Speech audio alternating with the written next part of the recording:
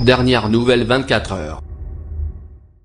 Nous voulons stopper l'escalade de la tension sur la zone et obtenir enfin le temps nécessaire au dialogue et à la construction du projet que nous défendons, a déclaré l'un des 8 représentants de la délégation d'opposants à l'ex-projet d'aéroport, à l'issue d'une réunion technique de plus de 2 heures à la préfecture, uniquement consacrée aux futurs projets agricoles. Parmi les 40 projets nominatifs, certains sont individuels et certains collectifs, a précisé la délégation, qui a pris collectivement, jeudi soir, la décision de ce geste très concret. Face à l'injonction, on n'a pas eu le choix de déposer ces dossiers pour sauver un minimum ce qui se passe sur la ZAD, a confié Cyril Bouligan, membre de Copain 44, collectif d'organisations agricoles. Le gouvernement avait en effet donné aux zadistes jusqu'à lundi soir pour se régulariser, sous peine de nouvelles expulsions, après la destruction la semaine dernière de 29 squats sur les quelques 97 recensés, lors d'une opération qui a donné lieu à de nombreux heurts entre opposants et forces de l'ordre, et fait de nombreux blessés de part et d'autre. La préfecture leur demandait de remplir des formulaires individuels devant comporter leur nom et les grandes lignes de leur projet agricole ou para-agricole, un préalable à l'éventuelle signature par l'État de baux précaires. Ils ont fait un gros travail, il faut le reconnaître, et ils ont amené une vingtaine de projets nominatifs, donc le nom, une adresse, un projet qu'on va bien sûr examiner de près d'ici lundi soir, a salué la préfète des Pays de la Loire, Nicole Klein, lors d'une déclaration à la presse. Ils ont répondu à cette injonction, que Nicolas Hulot avait réaffirmée fortement mercredi.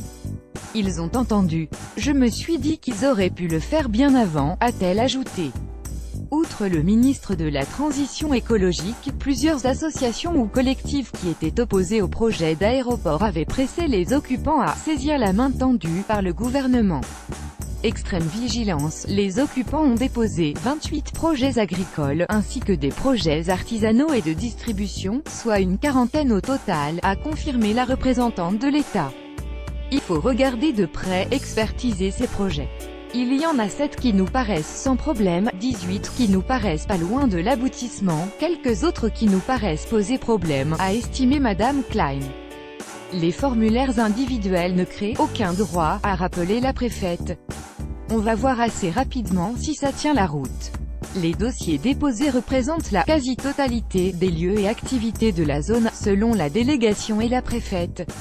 Les zadistes n'ayant pas encore répondu à la demande de l'État ont jusqu'à lundi soir à minuit pour le faire.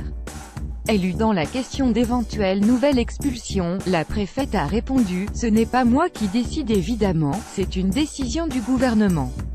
La pression policière et les ultimatums gouvernementaux doivent cesser », ont exhorté de leur côté les occupants. Si malgré nos gestes d'apaisement et de dialogue, les expulsions devaient reprendre, nous serons prêts à réagir tous ensemble, ont-ils averti, en appelant leur soutien à une extrême vigilance. Le Premier ministre Édouard Philippe avait réitéré jeudi l'intention du gouvernement de mettre un terme à l'occupation illégale des parcelles de la zone de Notre-Dame-des-Landes, avec une immense détermination tranquille. Les gendarmes mobiles resteront sur le site pour poursuivre les opérations de déblaiement et assurer la circulation sur la route, a indiqué Nicole Klein. Seuls 270 hectares de terre doivent être attribués par l'État, sur les 1650 hectares au total du site, dont environ 1250 hectares de terres agricoles.